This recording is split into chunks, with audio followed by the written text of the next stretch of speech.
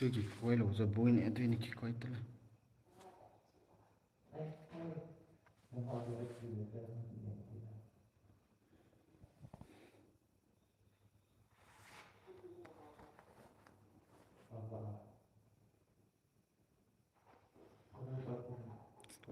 Jimmy first highs okay highs Jimmy you're the first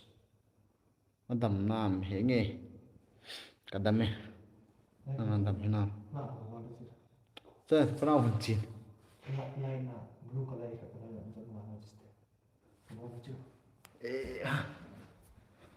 True. Một số số vào guys.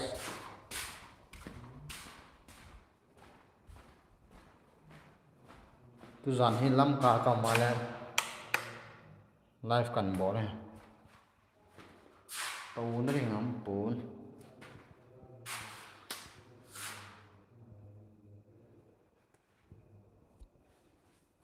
Tàu nó thấy thì guys. Số ở đang nằm cái vọng này. Không là cái võ là anh comment phát đi vào guys. Tàu nó thì hình cái gì nghe.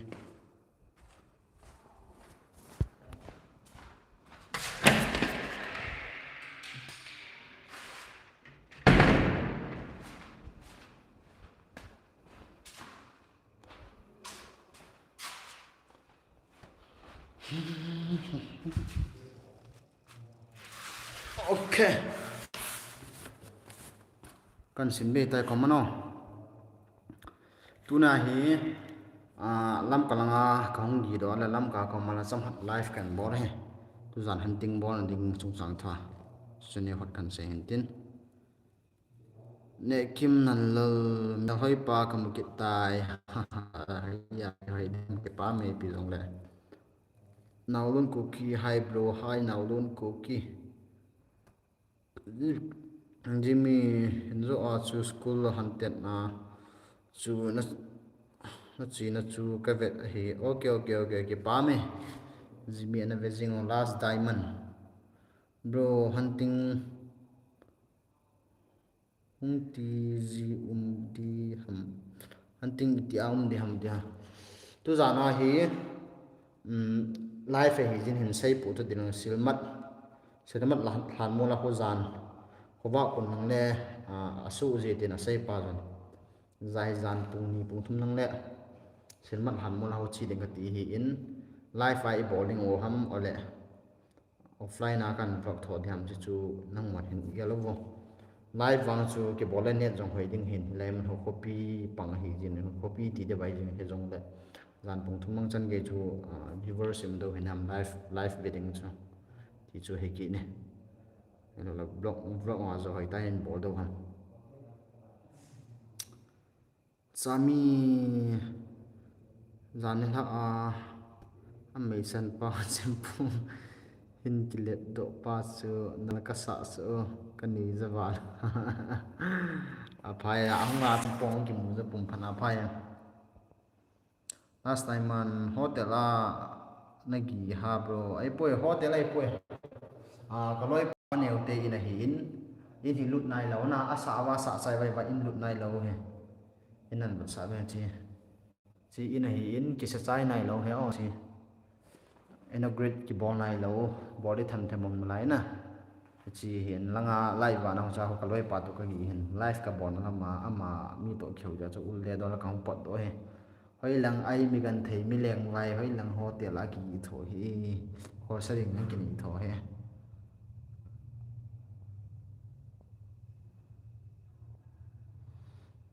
zo hello from Mizoram okay thank you so much loving me from the Mizoram Milster say hi okay hi Trey Philip Taitul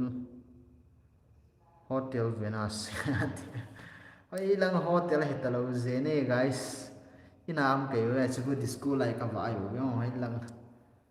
ke mi gan te hai lang hotel a kam ta kom zo ta dem Jimmy a story hin se hotel a na chi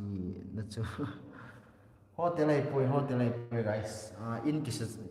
kisa sau zap nai lo na inaugurate ki bon nai lo ha kaloi pa apa ne uti ina he o la disco lai ho va he hotel to kilo nan sau hotel ai poi hoi lang ai ti hoi lang koi hotel a kem he chadon da ni saun ki nei zo lo sami nang wang a iris wristband nang wang na a wristband ken in sem ke thim poe agam la wale tin ham len dim ka channel subscribe na hin bol pi o git ka ging ka a chu ka ki hon e jing ka chu ka ki hon e ti da ne subscribe 15 bo YouTube channel Lin Dims okay Lin Dims kiti guys lung sit ten channel la anu do hitin subscribe and bol pi chute ngelo nei tin Lin Dims kiti hi channel la anu do hitin subscribe and bol pi chute oh guys ken jong alo na subscribe hin boarding hin inbox group na join na group ma sun na channel na link hin ke selo Lin Dims alun kuki nom na sa bro hoya ping mum ka sa di hi Zoya, I'm your big fan from Mizoram. Thank you so much, love you Mizoram.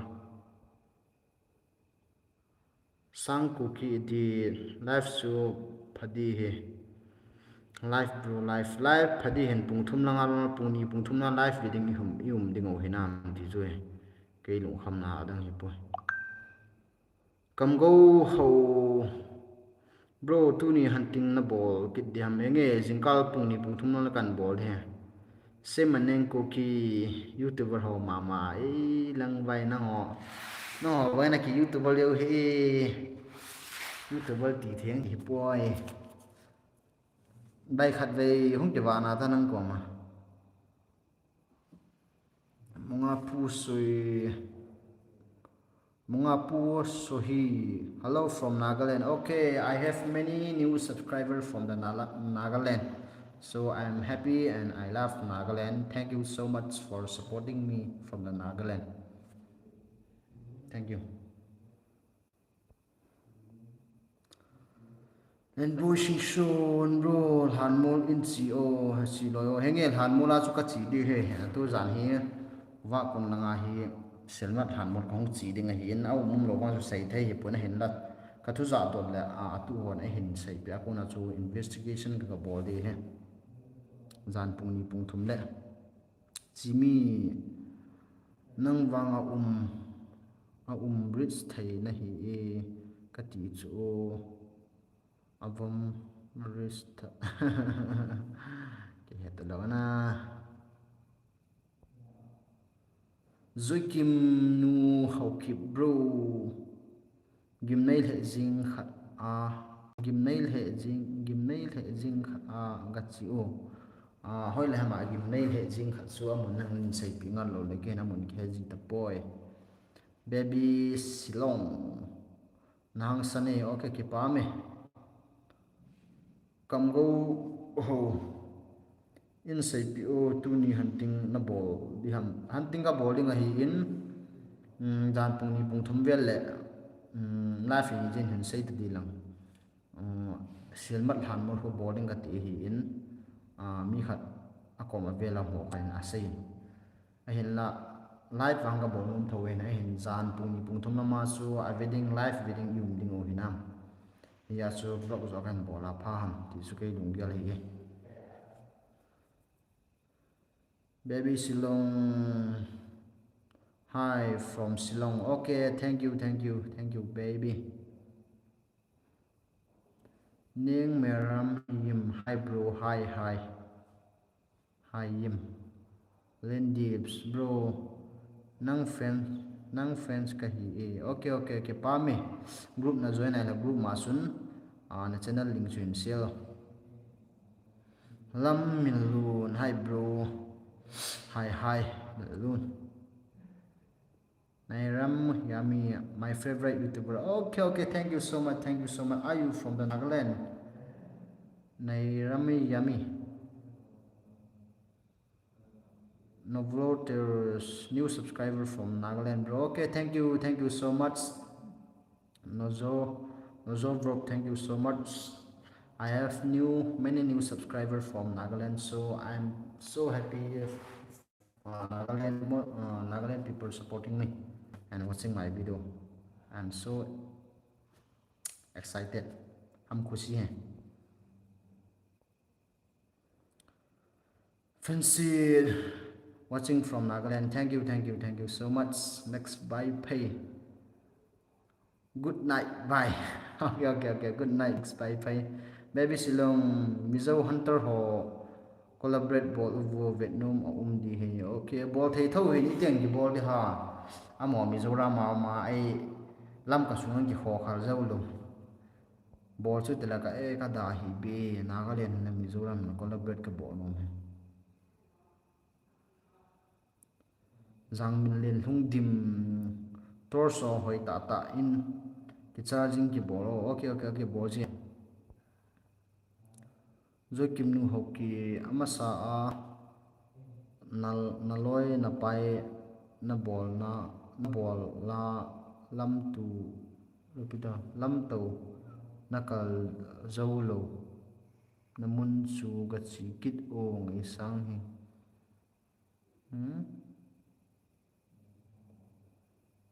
amasa bisa amasa na loi lo na lam pi a ngal ki lo na lam pi lam to na kal zo na okay ke thim tai ke puina hin veng ka te a hi the de la kan bol ke di he len di ka zau pui a na zau lawa hi le ka hunting wala group khat pen pen na chun lu ne nang hi le chun comment section la ma su group link ka koi hi na len dim sela ko na zo group link chu join hin bolen lang la ko na zo ka number na de a hi zong le in text lang a hi lawa hi zong le a group ma su na channel link zo na hin promote the he baby silong mizo hunter ho group a na video kana sial cha ki pa mi fal mo moi sarok to the baby silong ki pa me ka video na na sial pi zinin ka ki pa mizo lang ai hunter zara mom ka ver kha be se lo chu kha be ho group ma nan sial the Nimaram him lots of love from Nagaland. Okay, thank you so much. Thank you. Love you from Nagaland. Yeah, I mean love from Nagaland. I love Nagaland too. Boy puhoki nila pa gol pa okay nila pa. 7 tung nice bro. Okay, nice. Thank you. Kambin son mate hello thang ne okay hello baby silong mizo te ho number kan nei okay na nei na nei le nin text anin pi thei hen lai pyong ki sei dhamo ke hi be len dim group zong ka zaw poi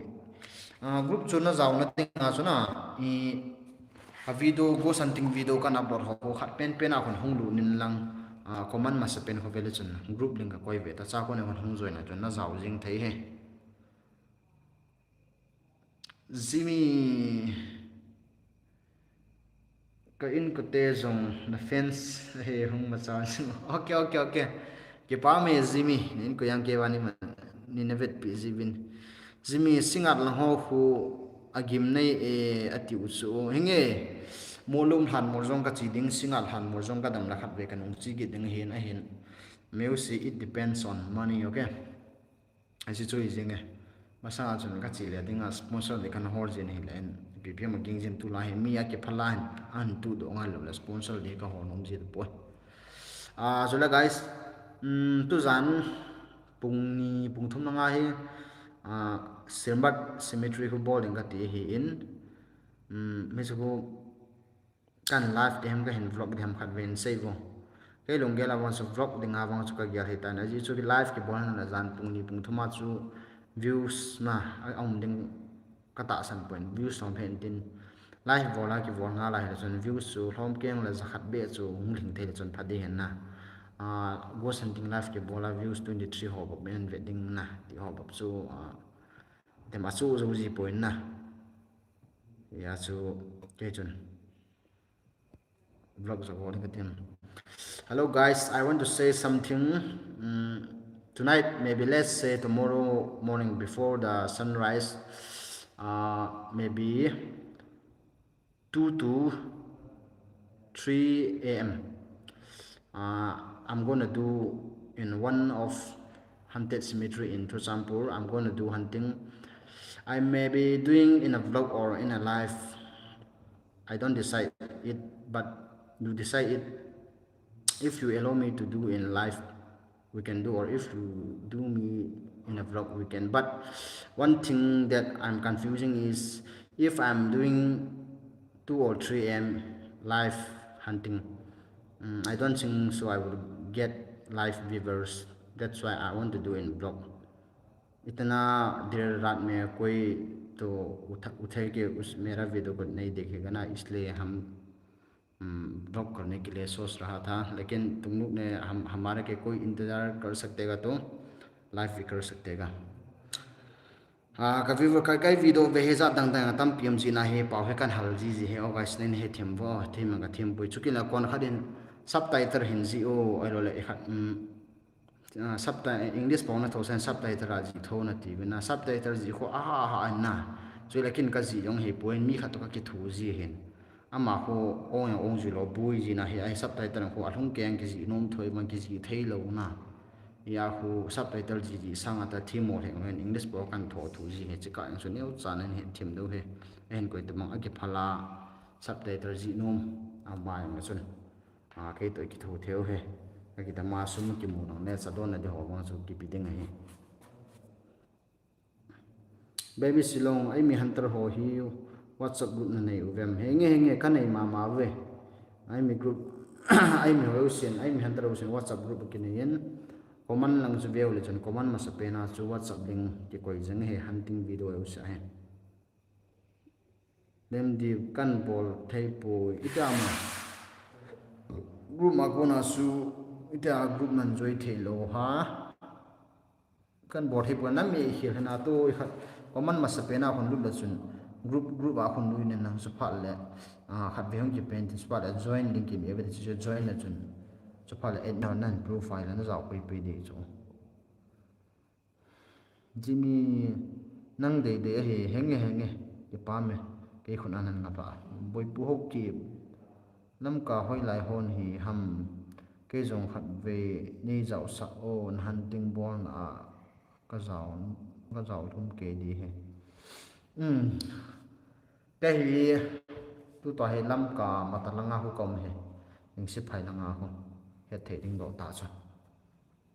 en la tu jana hi le koi tia kam he tu to kam he koi ta ka loi pa te na khong gi he hotel la khai pui ei mi gan thi hoi lang hotel la kem ne Glorious Kim Ki Hunu bro, I love watching your video. Okay, thank you bro, thank you so much. Then the bro number hin say oi lang life a number ki sia mi za la mi ka mo sin na hi pu hi le sai the lo na YouTube la number mo pi a mo hat tau khan ni amaron mare nga ki chip na hin nei the hin na ya ki veng ki de so alo le Facebook nga chu in ho cho no din di a soi lo pe ne Facebook nga ang chu ka channel mi nai ka ko hin ai mi James Tian by te den ka channel mi in chun Facebook nga chu ne hin ho win nang messenger la chu ne hin text na hung ki se la kan het jeng di he Joy Kim nu ho ki block ball o live na ball le mi pun te ke te lo henge na sai khai aji chu jan khowa ko nang hu hi ki din lai na hi a chu mi imut nu ti lai ta hin na live ve mi som ni kalong lo mai the hi a chu vlog zo kan bol hi tai 20 or 30 minutes ta Jamlen hung dim se hai okay hai Jamlen Jimmy live wang chu na bui na be henge kan vlog tho di ta Grace Kim Yung can wait okay thank you Thank you George Kim Yung Kim New Ho Keep hung ma charging o thila hol an a chi phat le ka ki chat ji e hung ma chal jing o pathin in no bi jing han ku ki chapa okay ka ki pa e Kim New Ho Keep Jimmy aboi pui English koi ma athim pui enge ka ki pa e lung neu lo cha kan thoi hat ani ti kho mai ang ki pa he Lenny di aum pui khana chun na Facebook na ma chun nen ho jengo ai mi James Ten by te tin ka YouTube channel mi na chun nen ho jengo al sa ki gen salpa nang hi namial pau ipitum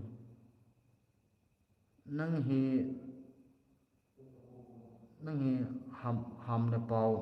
hi han bol mo zo si bol thei na hi di hi ona ai lang ham na pau ka thip lo dan English ka tong na broken hin hun kol pau ka thon ka ki pha chat ji na ai di kum ki hi wi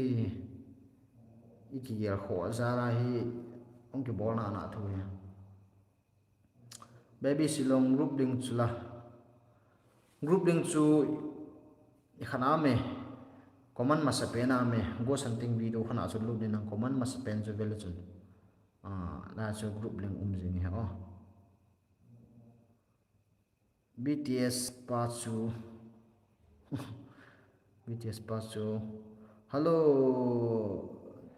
Thitapa idam m are you going to hunting tonight sir from Mizoram okay thank you so much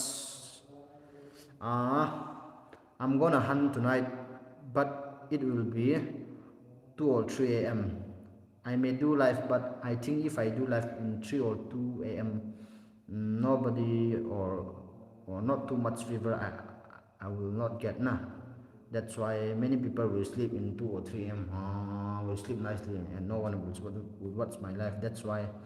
I'm gonna make a vlog on 2 or 3 a.m. in one of 100 cemetery in, for example. Then the bro kain how te nge life ki sai lam phat phat le an venam ka te o to hi life ka bole baby silong BTS pa chu hung pitamo hung atum masi a life ho mai lei en hu long agi ata PTM ka se amdana apau le pi da ne alsa kip gian salpa tu zan hoi lai mun hiding ham he no mau me silmat than mo kan bol ding he silmat lam mo mun thumo min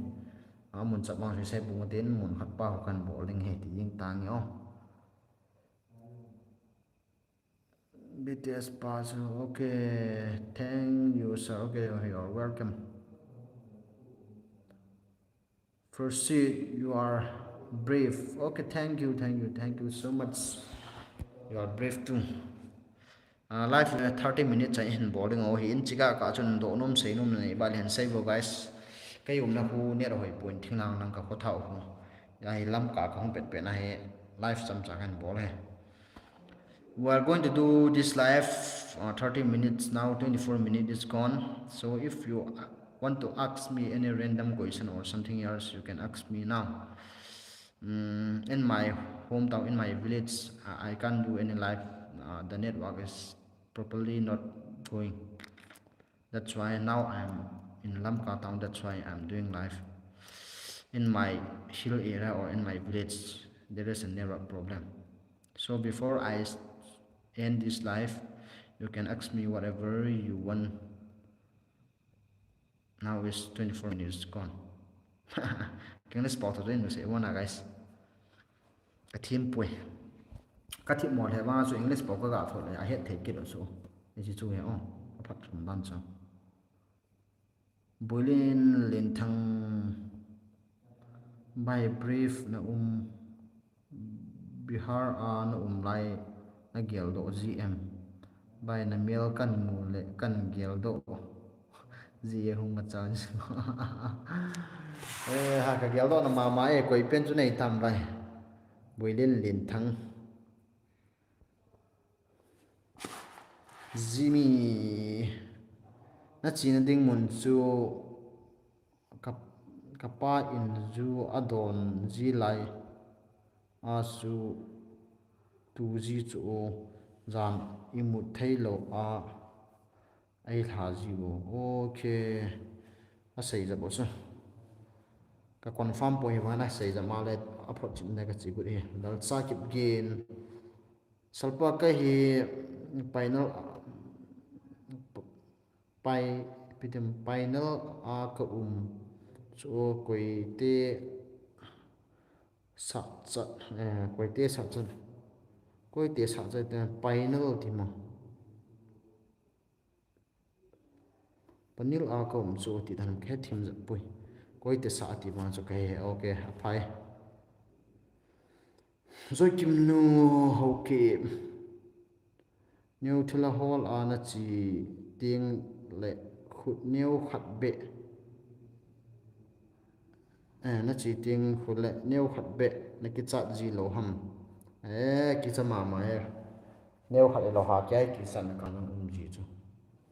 mình hiện cái hình tin này cái chặt này lâu vắng của mà kim lâu cái dòng là chuẩn cái mấy sẵn vắng cái đó na cả là vắng cái chặt vắng cái này gì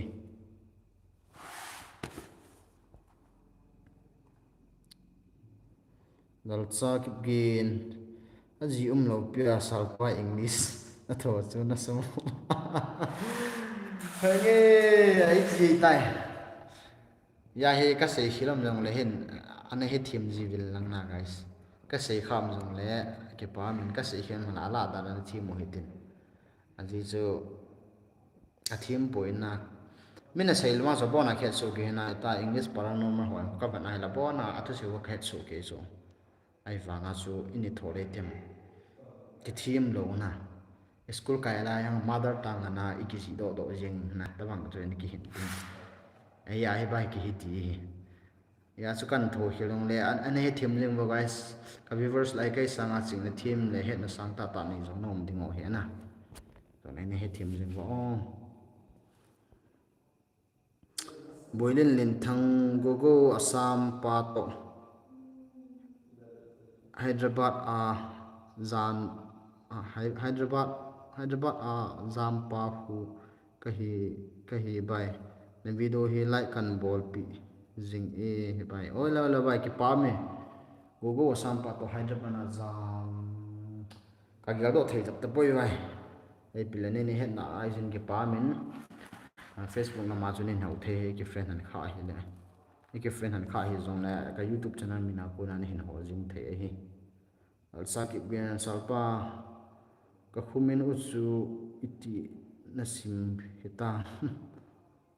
silam phai wang photo kimat koite village sa chat katina hi chu okay silam phai na ti lo pian zo a chu itiam phat na ji chu selfa yam itiam phat na ji chu typing mistake na nei kha ilo nang zon typing mistake na nei kha in te lal sa ki gen rồi kim nu học khi nalo mun na chi chu jun thảo rong cái chi ngam lo hi na ngam mo hai okay ke pa me okay guys only 1 minute left 30 minutes hin na le life ka en tai pi sei no na nei bam last question poilin lin thang FEI ikifen tapo FVR ki het phat in na number to khat vei mu bang bol na kham na hin ki thu pi inge bai ki pa me bai nen sponsor thei dinga hila mu wang kyu ka te poi hunting ai nin sponsor the na mu wang ho sang ai cho hunting ka china ding wa sum ngai ji hin epila nang ma thu he nang ma dei dan na kan body jing hin epila Facebook a chani hin no ni hin hau no ma hila ai mi James den bai te ten ka channel mi ni hin ho den chu ki le hung ki sei pe pi le chon na khu lo kan het kit lo mai the na bai Saki wen salpa natupa kahi e katu kapute baite ho zal a nei nei melchi ona pute pute lom lo bo na melchi thechan gi melchi de zoi kim nu nang na len kip gen hi wana na hi hante aute ni huma charging han o kangai sang pen te ni mang pa okay pa me guys pile tu ni tu zan phan live ma che tu tan tin pile next video thing and kim tu tin king a jing guys hello thanks everyone for watching till the end my life. I'm going to end my life right now, so let's okay, wait for upcoming of my hunting video. Okay guys, bye bye, stay safe and stay blessed. Good night everyone.